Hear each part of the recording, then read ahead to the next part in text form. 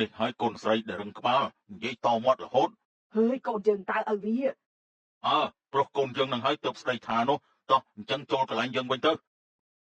ធីតាអត់ចិត្តខ្ញុំទៅវិញហើយទេធីតាកុំសូវលេងអីចម្លែកពេកខ្ញុំភ័យសឹងងាប់សឹងទៅរត់ឡើងលើដើមថ្នោតម្ដងទៅហើយមុនហ្នឹងទៅចុះនេះហេនក៏ប្រញាប់ចាក់ចេញទេតែម្ដង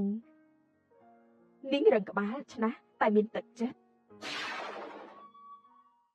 ល្ងាចហើយទើបចូលផ្ទះហើយធ្វើស្អីខ្លះកូនទើបនឹកនាងផ្ទះស្បែកវិញអញ្ចឹងខ្ញុំទៅហូបបាញ់ឆានតាមម៉ែពុកមិនបានធ្វើស្អីខុសឆ្គងអីណាកូនឯងនេះចង់ទៅឲ្យបានលឺសម្ដីដល់ញាតិចិត្តខាងមែនទេកូនមិនចឹងទេពុកខ្ញុំមិនចង់ឲ្យពុកម៉ែហត់មកស្ដីបន្ទោសខ្ញុំទេតែនេះជាការងារពុកម៉ែទៅហើយស្ដីបន្ទោសអញ្ចឹងមកខ្ញុំក៏រៀងធូរទៅជាដែរខ្ញុំទៅបន្ទោសខ្ញុំសិនហើយនេះហើយកូនស្រីដែលរឹងក្បាលនិយាយតមាត់រហូតហើយកូនយើងតើឲ្យវាប្រុសកូនយើងនឹងហើយទើបស្ដីថានោះតោះអញ្ចឹងចូលកន្លែងយើងវិញទៅនាពេលជប់ឡើងនៅឯផ្ទះពូលេង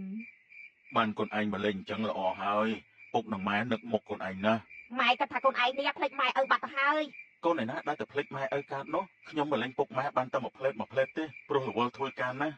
មិនអីទេឲ្យតែកូនបានមកលេងអញ្ចឹងពុកម៉ែសប្បាយចិត្តហើយបើអញ្ចឹងចូលដេកទៅកូនយប់ជ្រៅហើយណាបាទពុកកូនយើងនៅលីវទេរកប្រពន្ធឲ្យកូនយើងអីឪវាចាំសួរចិត្តកូនយើងសិនទៅម៉ែវាវាមានតែអញ្ចឹងទេតោះអញ្ចឹងយើងចូលទៅដេកដែរទៅ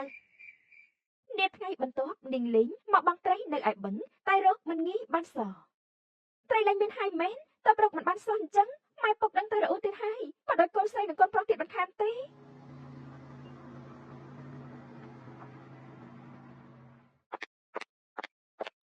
អូនណាធ្វើអីហ្នឹងកូនបតនមែនហ្នឹងហើយមានការអីមែនបងកាត់តាមហ្នឹងក៏ឃើញទើបសួរលេងតាអូនហើយអូនឯងក៏ពោះធ្វើអីបងត្រីនឹងហើយហេតុអីក៏មិនទៅទិញនៅផ្សារមកបងនៅបឹងអញ្ចឹងធ្វើអីខ្ញុំសន្សំសំចៃលុយកាក់ទុកមិនចង់ចំណាយអីច្រើននោះទេតោះអញ្ចឹងបងទៅទិញនៅផ្សារឲ្យអូនឯងទៅជាមួយបងទៅអរគុណទឹកចិត្តហើយតែដើរចេញទៅនិយាយលឿនអញ្ចឹងត្រីរត់អស់ហើយចេញលឿនឡើងទៅបើអញ្ចឹងបងទៅក៏បានដែរ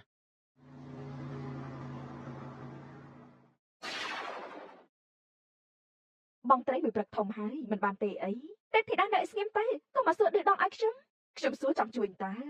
បានអញ្ចឹងជប់ត្រីឲ្យពេញសំណាញ់ខ្ញុំមកខ្ញុំថយនឹងការរងចាំខ្លាំងណាស់